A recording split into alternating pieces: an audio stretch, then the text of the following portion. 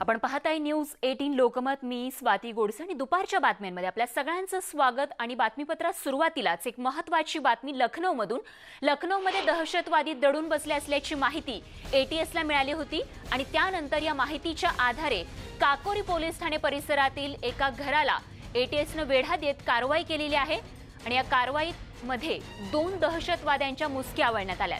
हे दोनही दहशतवादी अल कायदा संघटनेचे असल्याची माहिती समोर आली असून दोघेही पाकिस्तानी हस्तक असल्याचं कळतंय.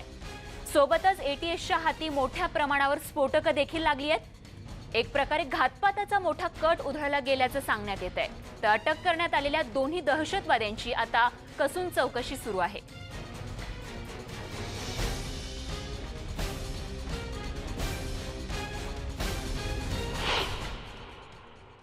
अभी एटीएस से कार्रवाई चल रही है. अभी इस पे मैं कुछ नहीं बता पाऊंगा. अभी एटीएस से कार्रवाई चल रही है. अभी इस पे मैं कुछ नहीं बता पाऊंगा. तर आपण पाहिलं या पोलीस अधिकाऱ्यांनी देखील सांगितलेलं आहे की कारवाई सुरू आहे, अधिकची चौकशी सुरू आहे, कारवाई सुरू आहे, तपासणी सुरू आहे. आणखीन किती जण आहेत, सध्या तरी दोघांना ताब्यात घेण्यात आलेलं आहे, त्यांची देखील चौकशी सुरू आहे. नेमका काय कट होता या दहशतवाद्यांचा, त्यांना नेमकं काय करायचं होतं याबद्दल अद्याप कळू शकलेलं नाहीये. आत्ताच ते हाती आलेले आहेत आणि त्यांना ताब्यात घेऊन आता त्यांची चौकशी सुरू आहे. तर ही त्या ठिकाणची दृश्य आहे ज्या ठिकाणी एटीएसला माहिती मिळाली होती की दहशतवादी दडून बसलेत.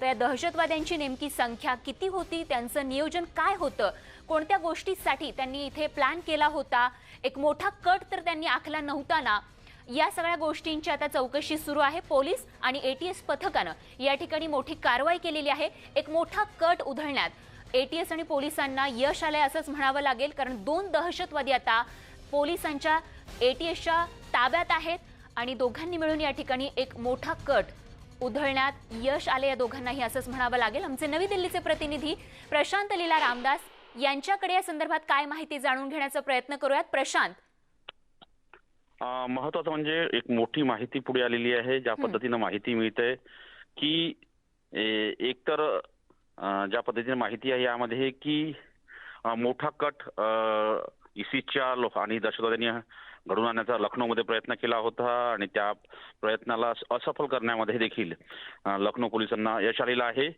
आणि त्यामध्ये 2 लोकांना अरेस्ट करण्यात आलेला आहे.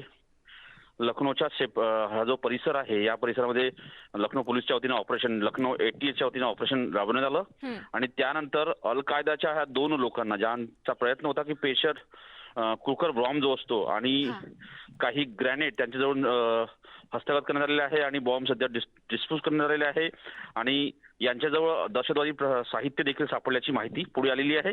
या संदर्भात सायंकाळी 5 वाजता एडीजी जे प्रशांत कुमार आहे यांच्या वतीनं पत्रकार परिषद आयोजित करण्यात येणार आहे लखनौमध्ये. आणि कशी ही कारवाई करण्यात आलेली, काय कशा प्रकारचा प्रयत्न होता हे सगळं सांगण्याचा प्रयत्न असेल. स्टुडिओ अगदी. प्रशांत, आता दोघांना पकडलेलं आहे, पण आणखीन किती जण होते किंवा किती जण आहेत? आता अजूनही त्या ठिकाणी सर्च ऑपरेशन सुरूच असणार आहे दहशतवाद्यांना पकडण्यासाठी. तर काय त्या संदर्भातली माहिती कळती का? साधारण किती जण असू शकतील या संदर्भातला काही अंदाज पोलिसांकडून? जो खुलासा आहे किंवा उलगडा जो आहे तो सायंकाळी 5 वाजता प्रशांत कुमार जी एडीजी आहे, ऍडिशनल डायरेक्टर जनरल जे आहे पोलीस विभागाचे महासंचालक, राज्य पोलीस महासंचालक, त्यांच्या वतीने करण्यात येईल. पण महत्वाचं म्हणजे या 2 लोकांशिवाय इतरही जवळपास 5 ते 6 लोक या संपूर्ण दहशतवादी कारवाईत सहभागी असल्याची माहिती प्राथमिकदृष्ट्या पुढे आलेली आहे.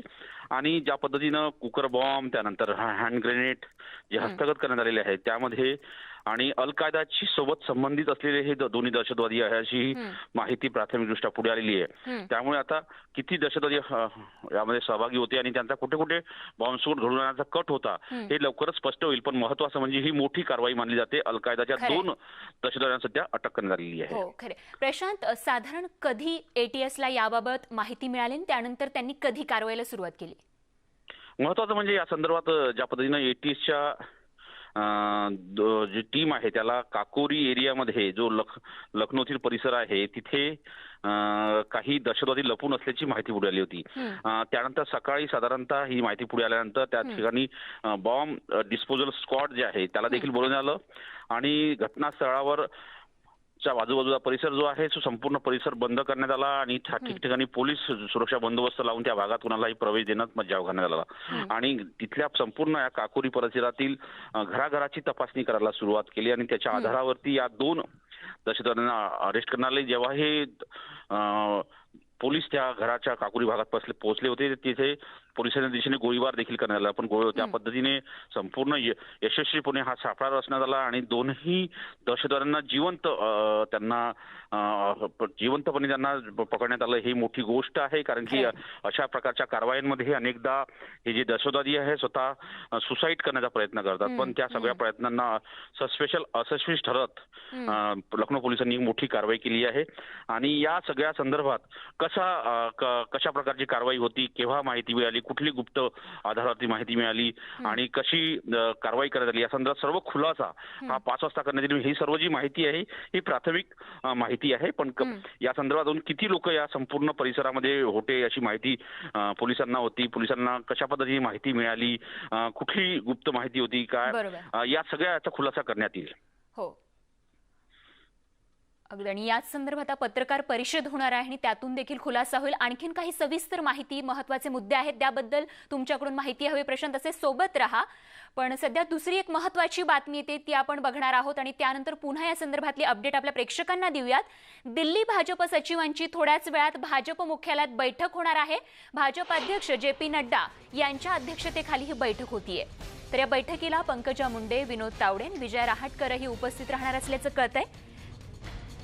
आणि प्रशांत आपल्या सोबत जोडले गेलेले आहेतच. प्रशांत, या बैठकी संदर्भातली माहिती सांगा. महत्त्वाचं म्हणजे या बैठकीकडे सगळ्यांचं लक्ष यासाठी लागलं आहे की पंकजा मुंडे या दिल्लीला दरबारी येत आहे, दिल्लीच्या हायकमांडला भेटण्याकरिता दिल्लीत येत आहे. महत्त्वाचं म्हणजे ज्या पद्धतीनं मंत्रिमंडळ विस्ताराच्या दरम्यान प्रीतम मुंडे यांना डावलण्यात आलं त्यामुळे भारतीय जनता पक्षाच्या अनेक पदाधिकाऱ्यांनी राजीनामा दिलेला आहे. या सगळ्या पार्श्वभूमीवरती ज्या पद्धतीने पंकजा मुंडे दिल्लीत येतात, काल त्यांनी मुंबईमध्ये पत्रकार परिषद घेतली होती आणि त्या पत्रकार परिषदेदरम्यान त्यांनी भावनात्मक देखील झाल्या होत्या. त्यानंतर आता ते त्या दिल्लीला येत आहे आणि त्या JP नड्डा या बैठकीमध्ये त्या भेटतील. होऊ शकतं केंद्रीय मंत्रिमंडळाच्या मुद्द्यावर देखील या बैठकीत चर्चा होण्याची शक्यता आहे. पण भारतीय जनता पक्षाच्या वतीने स्पष्ट करण्यात आलेलं आहे की ही जी सर्व बैठक आहे ही रेग्युलर बैठक आहे. या बैठकीला भाजपचे पदाधिकारी आणि सचिव जे आहेत, राष्ट्रीय सचिव, ते सगळे उपस्थित राहणार आहे. महाराष्ट्रातून 3 राष्ट्रीय सचिव आहे, विनोद तावडे आहे, विजय रहाटकर आहे आणि त्यानंतर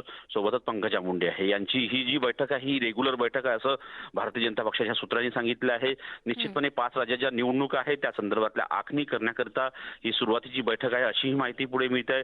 त्यामुळे या बैठकीकडे सगळ्यांचं लक्ष लागलं कारण की पंकजा मुंडे या बैठकीत उपस्थित असणार आहे. बरोबर.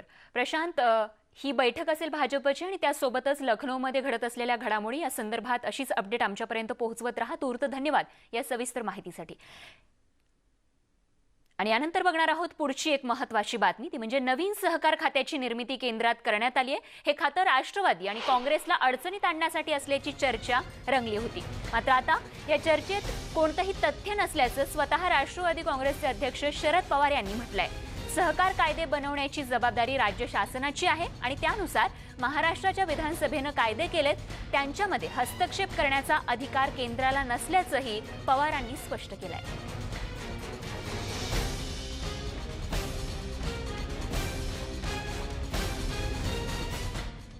केंद्र सरकार महाराष्ट्राचे फेब्रुवारीवर काही गंजांचं आणि वगैरे ह्याच्या वार्ता येत आहेत. माझ्या वरती त्याला काही फारसा अर्थ नाही, कारण हा विशेष घटनेला राज्य सरकारचा आहे. आता जो सरकाराचा जो नवीन निर्णय झाला आहे तो तसा नवीन नाही. आता 2 राज्याच्या संबंधीच्या सरकारी संस्थेचा निर्णय घ्यायचा अधिकार असलेला हा केंद्राच्या सरकारी खात्याचा भाग आहे. त्यामुळे हे गेले 10 वर्ष मी असताना होतं, आत्ताही केलेले आहे, ते वेगळं नाही. आमचा 3 पक्षांचा निर्णय स्वच्छ झाला आहे की विधानसभेचं अध्यक्षपद हे काँग्रेसकडे, त्यामुळे काँग्रेस पक्ष ठरले 3 वर्ष. त्यामुळे बाकी कुणी काही करायचा संबंध नाही. आमच्या 3ही पक्षांची काँग्रेस पक्षाच्या अध्यक्षाला मान्यता आहे त्यांची मान्यता आमची काय. प्रत्येक जण आपला राजकीय तो मोठा करणार का नाही, त्यामुळे तो आपलं घर वाढवलं. शिवसेनेने भूमिका घेतली, काँग्रेसने घेतली, आमच्या पक्षाच्या लोकांनी घेतली, त्याच्यात काही चुकीचं नाही. आम्ही सरकार एकत्र चालवतो, त्याचा अर्थ आम्ही पक्ष एकत्र चालवत नाही. पक्ष आम्ही प्रत्येक जण वेगळ्या वेगळ्या चालवतो आणि प्रत्येकाला आपल्या पक्षाची व्याप्ती वाढावी अशी इच्छा असणार, त्याच्यात काही चुकीचं नाही. आणि त्यामुळं काँग्रेसने म्हणून, शिवसेनेने म्हणून, जनता पक्षाने म्हणून त्याच्यात काही गैरसमज नाही. वळत पुढच्या बातमीकडे. लोणावळ्यात जिल्हा काँग्रेस पक्षाच्या तालुकास्तरीय मेळाव्यात काँग्रेसचे प्रदेशाध्यक्ष नाना पटोले उपस्थित होते आणि यावेळी त्यांनी पुन्हा एकदा स्वबळाचा नारा दिलाय.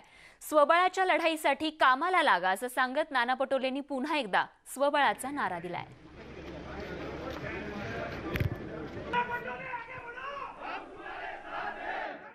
ते काल मुख्यमंत्र्यांनी सांगितलं आपल्या शिवसैनिकांना की तुम्ही आता कामाला लागा वगैरे. म्हणजे आता मी बोलत होतो तो त्रास होता, आता ते बोलले तर ठीक आहे सांगितलं. आता पालकमंत्री पुण्याचे तेच आहे, बारामतीवर. कोणाचं काम करतात? आपल्या लोकांचं करतात एक काम.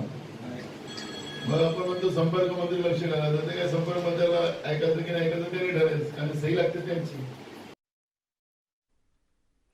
मनसे अध्यक्ष राज ठाकरे यांच्या हस्ते पुण्यात मनसे कार्यालयाचं उद्घाटन झालं आणि यावेळी घेतलेल्या पत्रकार परिषदेत त्यांनी मराठा आरक्षणासह विविध मुद्द्यांवरती भाष्य केलंय. जर मराठा ओबीसी आरक्षणाला सर्वांचाच पाठिंबा आहे तर मग अडलंय कुठे असा सवाल त्यांनी केला. आरक्षणाचा वापर फक्त राजकीय हेतूपोटी व्हायला नको असं मत राज ठाकरेंनी व्यक्त केलंय. तसंच ईडी सीबीआय या यंत्रणेचा गैरवापर काँग्रेसच्या काळातही व्हायचा, सूडबुद्धीनं एखाद्यावर कारवाई करणं चूक असल्याचं त्यांनी म्हटलंय. तसंच खडसे जी सीडी आणणार होते त्याची मी वाट पाहतोय असा खोचक टोलाही त्यांनी लगावलाय. मराठा आरक्षणाच्या वेळेला खूप पूर्वी ज्यावेळेला काँग्रेस एनसीपीचं सरकार होतं त्यावेळेला एक मुंबईमध्ये मोर्चा निघाला होता आणि त्या मोर्चाला सामोरे गेले होते काँग्रेसचे नेते गेले होते, राष्ट्रवादीचे नेते गेले होते, भाजपाचे नेते गेले होते, शिवसेनेचे नेते गेले होते, बाकीच्याही पक्षांचे नेते गेले होते. त्यावेळेला मी असं म्हटलं होतं की जर सगळ्यांना मान्य आहे मग अडलंय कुठे, की फक्त इश्यू करायचा आहे. मराठा समाजातल्या जो तरुण आहेत, ज्या तरुणी आहेत यांची फक्त माती भडकवायची एवढाच फक्त उद्योग आहे का? जर सगळ्यांना मान्य आहे तर मांडलंय कुठे? ओबीसी समाजाचा देखील जो प्रश्न आहे, जर सर्वांना मान्य आहे की आरक्षण मिळालं पाहिजे आणि जे होतं जे रद्द का केलंय, कशासाठी केलंय, म्हणजे जर समजा केंद्रातल्या सरकारला पण मान्य आहे, राज्यातल्याही सरकारला मान्य आहे, तर अडलंय कुठे? मला सध्या कळतच नाहीये कोण कोणाचा शत्रू आणि कोण कोणाचा मित्र आहे. आणि मला असं वाटतं तुम्हालाही कळत नसेल ते की आज काय बोलतात आणि उद्या काय होईल. त्याच्यामुळे जशी राजकीय पक्षांची परिस्थिती आहे तशीच पत्रकारांची परिस्थिती आहे. आणि या बातमीसोबतच एक छोटासा ब्रेक घेऊन लगेच परत येतो. बघत रहा न्यूज 18 लोकमत.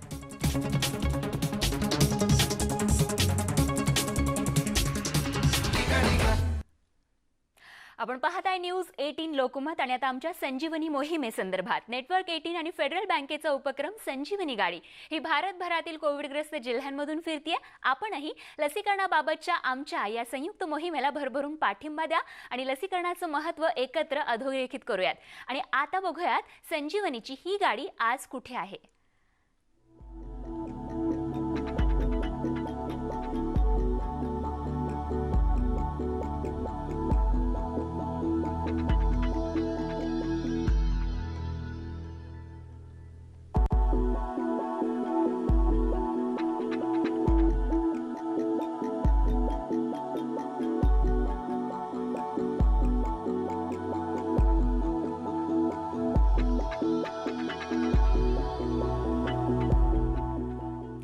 आणि यासोबतच या बुलेटिनमध्ये वेळ झाली इथेच थांबण्याची. ताज्या अपडेटसह लगेच पुढच्या बुलेटिनमध्ये परत येतोय माझ्या सहकाऱ्यांसह. बघत राहा न्यूज 18 लोकमत.